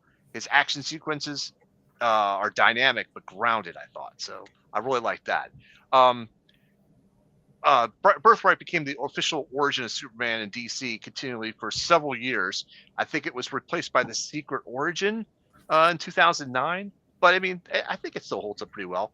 It influenced, I think, parts of the Man of Steel movie as well. So if you're looking for a book that's, emotionally rich with Superman origin or a deep look into Clark's psychological and moral compass, you got to read this story. So it also has a more personal and tragic version of Lex Luthor, which I like too. So, all right, and my last one is Speeding Bullets. This is the Elseworlds one where he did not crash in the Midwest, being raised by the Kents. He crashed in Gotham City and raised by Thomas and Martha Wayne. And of course, his parents are killed there. And it's almost like he adopts the Batman identity. It's Batman with all the Superman-esque powers. But then he grows in that emotionally. And he eventually ditches the Bat costume for the Superman costume because he wants to be more full of hope. It's like a dark tone with a redemptive payoff type situation.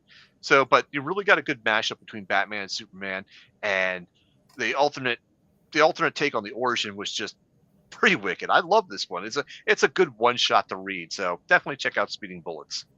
Yeah, that's a cool one. It is good. All right, let's see who we got up next. Jamie, want to go next? Yeah, sure. All right, there you go. Boom. All right. So the three I picked was Superman, The Black Ring, Exile, and Peace on Earth. So I will start with The Black Ring then. A little out of order, sorry. So hear me out. This is actually a Lex Luthor story, but it's the best Superman story without Superman in it. And what makes this genius is Lex is on this twisted philosophical journey across the DCU trying to harness the power of the Black Lantern Ring.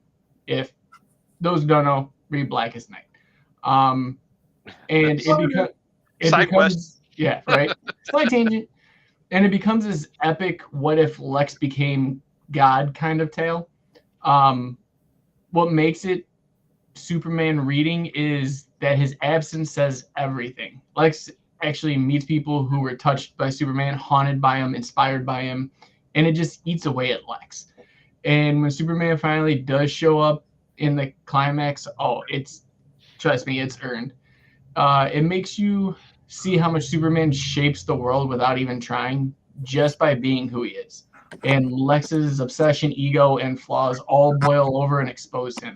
To me, it's smart, psychological, and one of the best modern DC story arcs that's been done. Next up, we have Exile. Exile is a story that I feel like no one really talks about but should. It's not just another save the world arc. This is Superman at his most broken and human. After he actually it does kill the Phantom Zone criminals, in a moment of desperation, he can't live with the guilt. So he just leaves Earth, and not like in a I'll be back in 5 minutes kind of thing. He literally self-exiles into space. And what makes it just that much more amazing, it's Superman without the crutch of his home or his people or even having a purpose. You see him go aimlessly wander in this kind of like an intergalactic gladiator, to someone who rediscovers his values through all that struggle. It gives you cosmic action, emotional arcs. Mongol's first big presence here, and Superman, who's at war with himself more than any other villain. It's Superman's soul searching, and it's rare. And then for my last one, I have Peace on Earth. And this one to me is kind of like a little mini masterpiece. One of the rare comics that make you stop and think. Superman decides on Christmas to end world hunger. No fighting aliens or punching through buildings, just one man with power trying to do the most human thing imaginable and realizing it's not enough. The art by Alex Ross, every page looks like it should be hanging in a museum somewhere. Yeah. Oh, it's great. But it's amazing. It's the message that wrecks you that hope isn't easy. The good intentions aren't always enough, but Superman still tries it anyways. It's about humility and about seeing the world's complexity and about choosing to keep trying even when the world disappoints you. Yeah. So that's a good one. It is. That's an amazing book. Yeah. That whole series of those oversized books that Ross did were fantastic. Yes. All right. Good stuff, Jamie. Good stuff. Dan, I got you up next. You ready? Yep. There you go. All right. So real quick. So the ones I picked in the first go around was I picked Superman for All Seasons. I picked All-Star Superman, which is my number one Superman story all time. That's I'd say that when you have to go out and read. And I picked Death and Return of Superman. But again, wanted to pick new ones for this. So I'll start at the bottom. Whatever Happened to the Man of Tomorrow. It is a storyline, but I'm putting this on here specifically for the collected volume. That's all the Superman stories that Alan Moore wrote. Okay. So it is the 2-part Whatever Happened to the Man of Tomorrow, which is the final Silver Age not Silver Age Superman book, but it is the Bronze Age. The final Bronze Age one. Yeah, it's the last Superman story before everything changed after Crisis on Infinite Earths. Beautiful Kurt Swan art in it too. Yeah. It was basically like it was the last issue of Superman, and it was the last issue of Action before it all got rebooted after Crisis, and it's fantastic. And then the collected volume also includes the Superman annual story that he did with Dave Gibbons for The Man Who Has Everything, which is, again, it's a spectacular story, where it's Batman and Robin and Wonder Woman going and trying to figure out, what do you get Superman for his birthday? Like, for the man who has everything. And then they find, Mongol there that's put the Black Mercy. The Black Mercy parasite plant on him, where it puts you in a state, like a euphoric state mentally, and grants you your deepest wish while also like eating away at you until you die.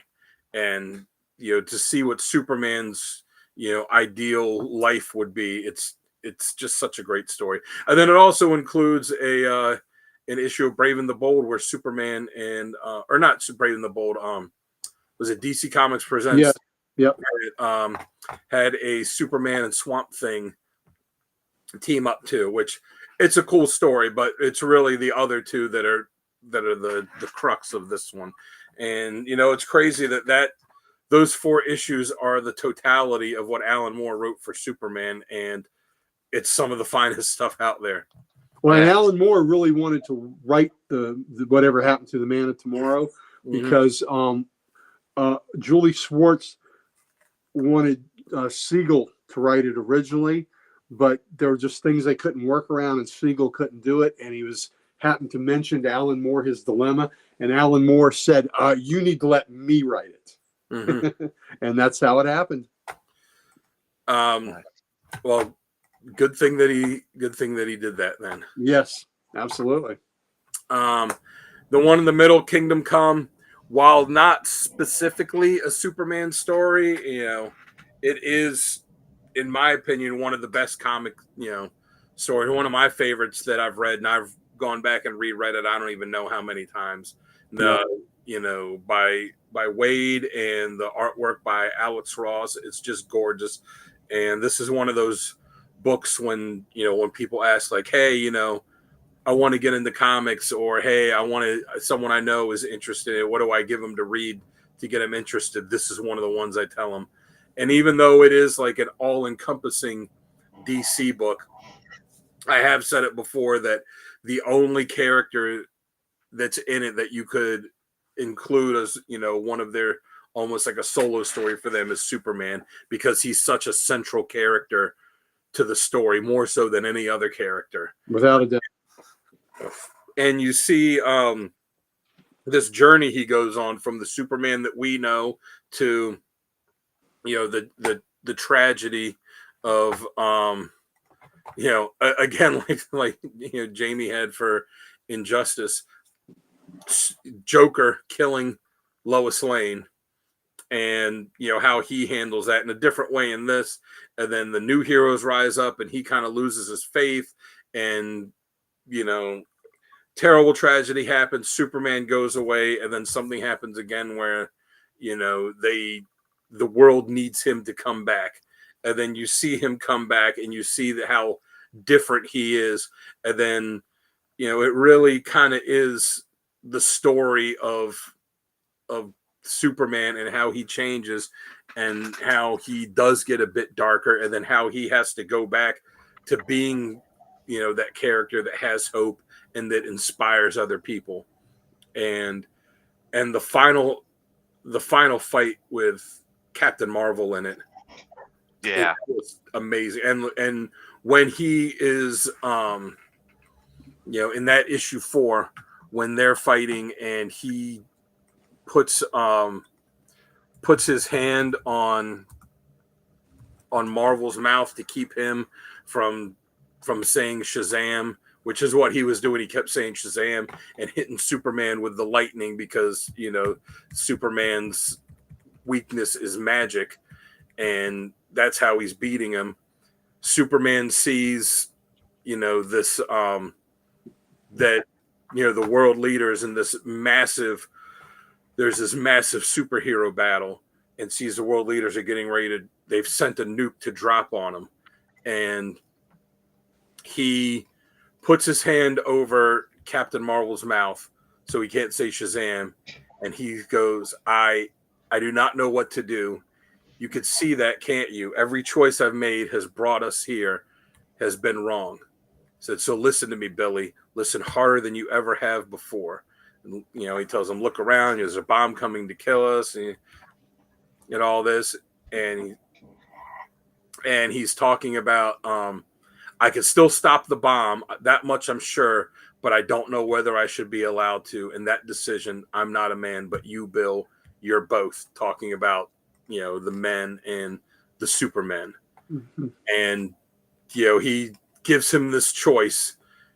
and says, you understand the choice that can be made by you alone, then decide. And he decide the world, and he takes off to stop the bomb. And then you see Captain Marvel's decision. But, the character arc that he goes through on this is just amazing.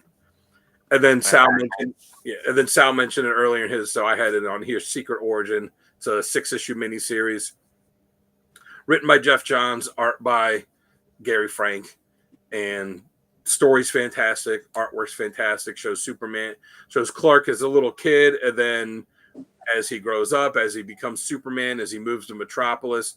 You said it too, that he, his Superman looks like Christopher Reeve. Nowhere does it look like Christopher Reeve like he does in this series. Yeah. Just as Superman, as Clark, just the way he draws it, like the way he draws the mannerisms that Reeve had in the movie is just absolutely fantastic. And I think that this story also does a fantastic job of showing exactly why Lex hates Superman the way that he does. Yeah. And it, so it retells his origin, makes some tweaks to it here or there, like all these origins do, but it's a fantastic one to read. It is. Awesome. Good stories there.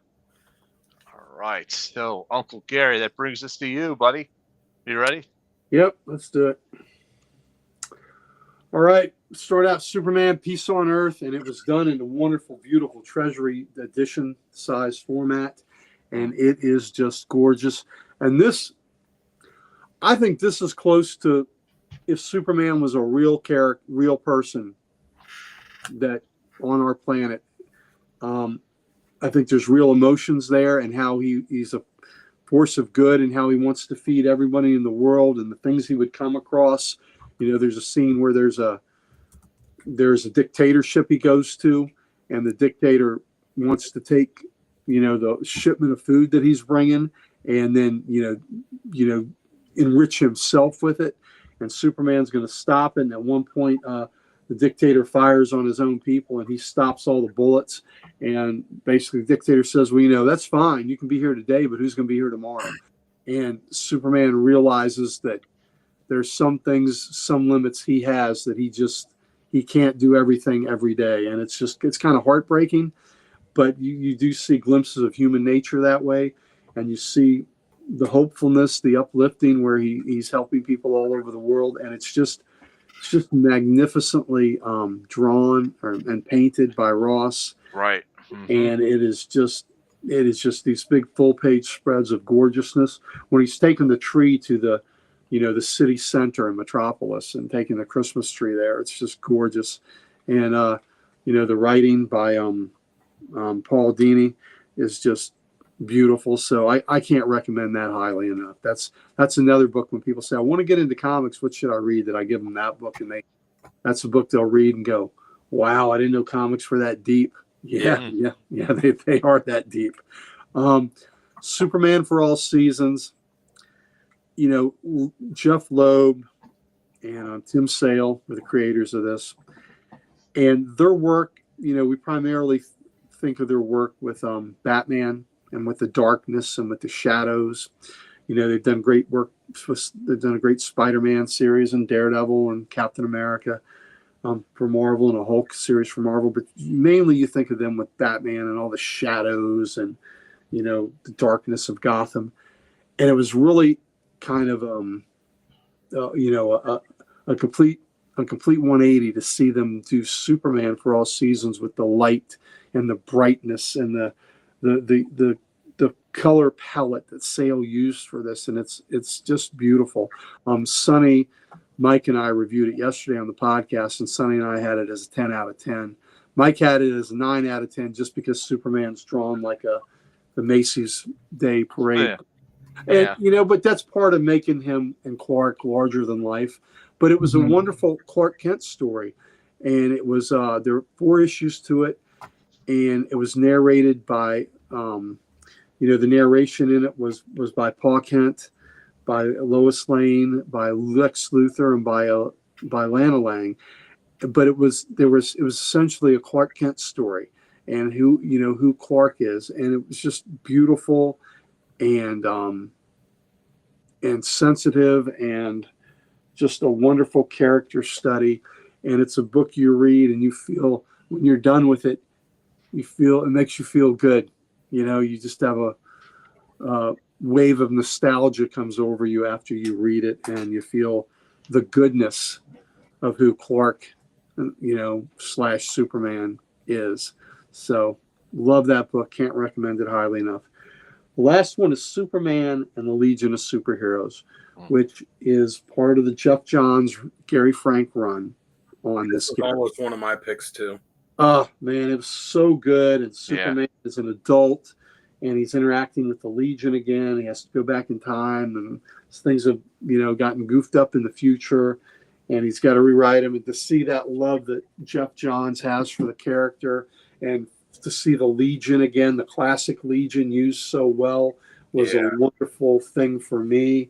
And the art is phenomenal. And what we've seen, I think all of us so far have had one iteration of this Jeff Johns, Gary Frank team up. Dan had Secret Origins, and then we had the Brainiac saga was on the other list. And so all these are part of that great Jeff Johns run, and they're fantastic. And another run that almost made my list is the Superman New Krypton run, which was really great and really inventive, where Superman leaned into his heritage and went on to Kandor and was, became a part of that society and was living as a Kryptonian. And that was a really great, we've seen so many different, Superman can fight Lex and fight Brainiac, so many times that there's always a repetitiveness to it. That was a totally unique story to see him living as, a Kryptonian in that society. And it was fantastic run. So that almost made that list, but I put the Legion in instead. And for me, really, the only reason the Legion one didn't make my list is because I had Secret Origin, and I was like, well, I don't want to have two by the exact same creative team. Right. So many other great ones to pick. Exactly. But it just goes to show you that we've had that the Johns Frank team has been on all the lists so far.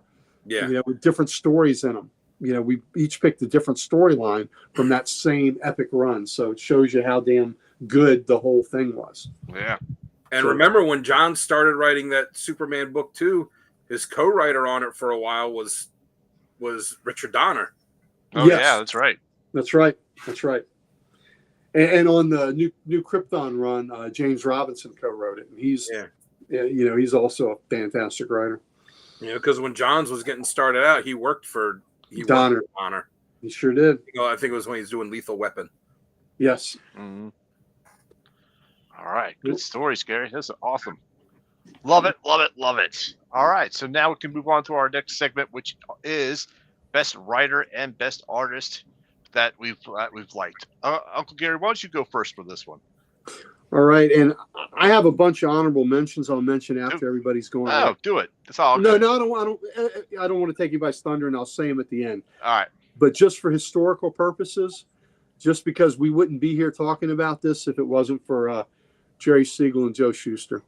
Yeah. They set this template.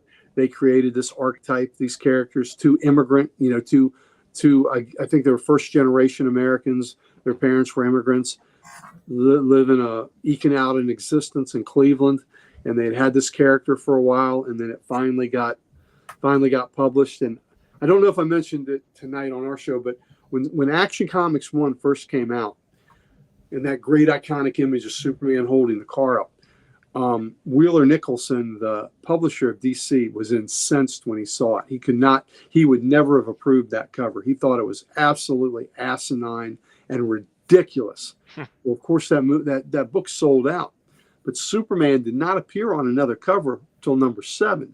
It took them that long to figure out that the book was selling out every month because the kids and even the adults that were reading wanted the Superman strip. And even though, Superman in action only had one feature, there were like 8 different features in there. That's why it's a big deal when Superman got his own book and Batman got his own book.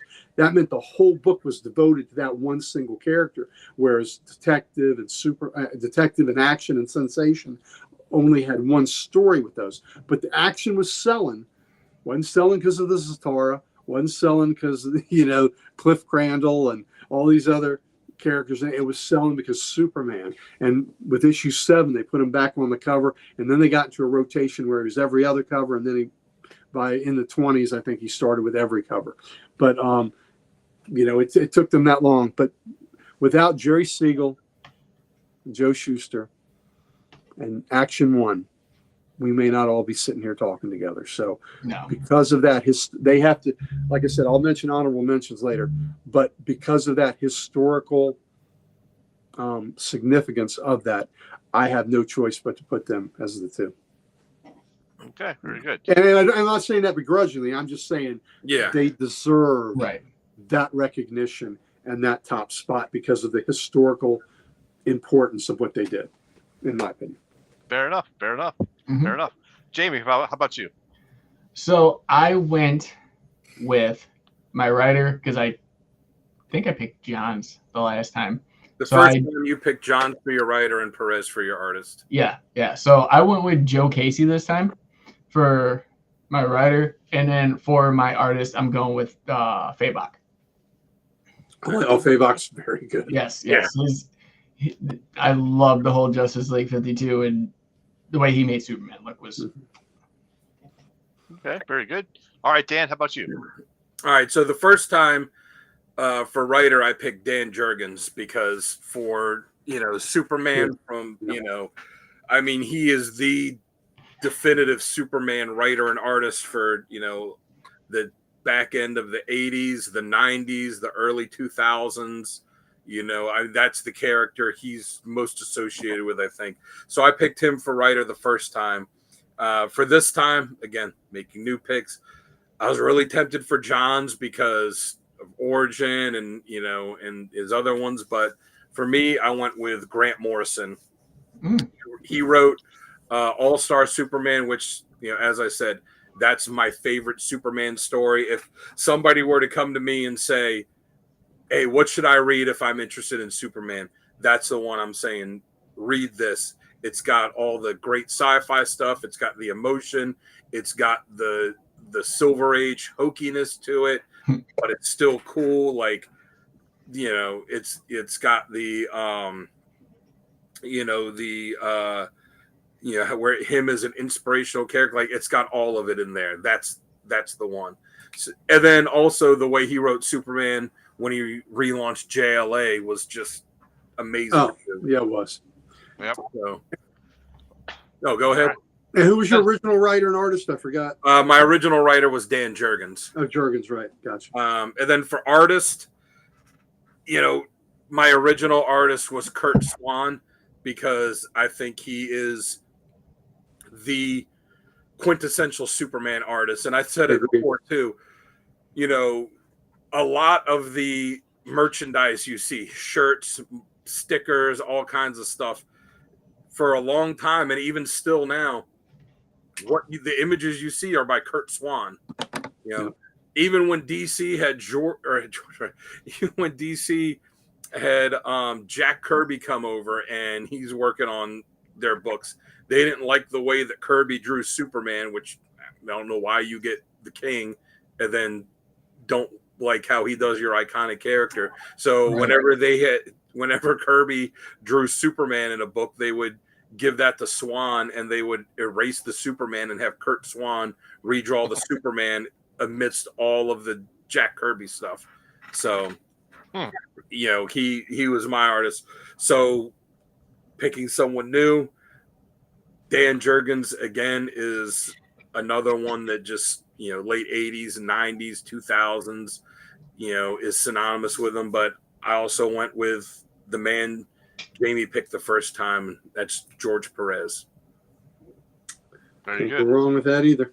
I mean, he worked on his own book in Justice League, in the crossovers with Avengers. So those are my picks. Yep, good stuff. All right, for me, last time around I picked Neil Adams and Louise Simonson as my picks. So to be picking something different, I went with artist of Gary Frank, because of the Strong references, you know. And then I also went with DeMatteis for the Speeding Bullet story. So, yeah, that's a good pick too. Excellent pick. Yep. So there you have it. There you have it. All right, ladies and gentlemen, I think we. Gary guys. I want to say, I want to for talk about the other people, and we've mentioned a lot of them, but for credit, so Superman's origin got defined further with Krypton and things like that by Bill Finger. So Bill Finger is instrumental in the Batman origin and creation of Batman. He also had a lot to do with Superman's, redefining the Krypton things and that aspect of the origin. So we want to give him a shout out. Jeff Johns, phenomenal what he has done on this character, just like y'all had mentioned. Also, Jan Jurgens had a great run. Yeah, absolutely. I like Casey too. But you know what? Even though it was kind of controversial for what he did, the John Byrne run where he wrote it, and penciled it, he that was a revitalization of that character that had kind of stagnated just a little bit, and it was pretty dynamic, and it was a big seller, and it was a big deal, and it was a character that Byrne had coveted doing, and he was locked into the Marvel contract. And he got around. He got to do a Superman character when he created a Gladiator for the Imperial Guard. That was his way to draw Superman, and he'd always wanted to draw Superman. So it was exactly. So it was a big deal when he finally got to do the Man of Steel, and so I want to give him credit for that. Yeah. As far as artists, we talked about how great. Oh, one more writer I wanted to mention too. I wanted to see if you said is Mark Waid. Oh yeah, Waid. He was on my short list too. Yeah, I mean, Justice League Avengers, Kingdom Come, Superman Souls. I mean, Mark Waid is the quintessential classic comic writer. Yeah, and of course in that great JLA Avengers film, Busiek did a great job. Oh, Busiek, that's right. Busiek did that. Busiek did a great job on that Superman in there too. But yeah, Waid, and I guess a lot of the because this was more Superman centric, I didn't include a lot of the people that had done such a great job on the team books he was on. Yeah. But they certainly deserve it, as does as do the great JLA writers Len Wein and and Gardner Fox and people like that in the early days. But as far as artists, Kurt Swan is, like Dan said, he's a quintessential Superman artist. His line work was so beautiful and so clean, and what a great iteration of the character. And he did Superman and Superboy for many, many, many years. And Kurt Swan was the standard. He was the gold standard. It was like 20 or 30 years. He was DC's go-to Superman guy. Yes, absolutely. He was the guy. We also got to give a lot of love to Alex Ross. Yeah. Oh, yeah. Alex Ross's Superman is phenomenal. So, any character he does is pretty much phenomenal. But yeah, his Superman is amazing. Neil Adams, of course, great Superman. And then a guy too, Jerry Ordway. Oh yeah. Another classic artist. Just classic. And his Superman is just timeless, right? So, as is, Perez and these other greats. But I just wanted to make sure we mentioned some of those other names. And like I said, they are all worthy. They are all valid. But at the pinnacle for me is, Jerry Siegel and Joe Shuster, and it was really cool to see as I watched the beginning of the Superman movie, in the opening credits, not after the movie, the opening credits, you see Superman created by Jerry Siegel, Joe Shuster. And that happened because of Neil Adams. Yes. Neil Adams made that happen. When this movie was coming out, he put pressure on, and at that time, Adams was at the height of his, popularity, and he had a bully pulpit, and he embarrassed DC about how you have this multi-million-dollar movie coming out, and you got the two creators of this character that are barely getting by on Social Security, barely getting by. He got them $1 million stipend, or I'm sorry, $1 million bonus payment, and he got them a stipend that DC was paying them on a regular basis, and he got them their credit line back, and he got to watch that premiere with Siegel and Schuster, and he sat next to those gentlemen when their names came on the screen, and it was quite an emotional moment for all of them. And now, every Superman book we read, so Superman created by Jerry Siegel, Joe Shuster, because of Neil Adams. That's because of Neil Adams and what he did. He did that for a lot of artists. So I just think we can remember him, and we remember those great creators too. So I just think one thing too with the new movie coming out, one of the big things that's being made a big deal of aesthetic wise is them putting Superman back in the red trunks. And of course, all the Snyder bros are like, "Oh, that's stupid. You like underwear on the outside and this and that." But the guy was David Cornsweet that's playing Superman. When Gunn was debating on whether to put the trunks on him or not, Cornsweet was the one that convinced him. He said, "You got to do it." And his explanation for it, I thought, was great because it goes back to the creation of the character when he said, "It's like wrestling trunks." Because that's how kids look at him. Like kids look at wrestlers like this, and that's how they look at him. And that's what it was like when they created him. It was like a wrestler or a circus strongman costume, or like a circus strongman costume. Yeah, absolutely. I just found out Cornsweet's birthday was also on July 8th, just like me. So that's kind of weird. And I got a little piece of trivia Superman trivia for you. The one nickname that Lois affectionately calls Clark all the time is Smallville. Do you know when the first time was that she called him Smallville? The first time he removed those trunks. I thought that's when she gave him the name Man of Steel. There you go. I like that. All right. I'm just going to guess during the burn run, Man of Steel 1. Anyone else? I don't know. Was it Superman's pal Jimmy Olsen? The first time that she ever refers to Clark as Smallville is in the pilot for the Superman the animated series.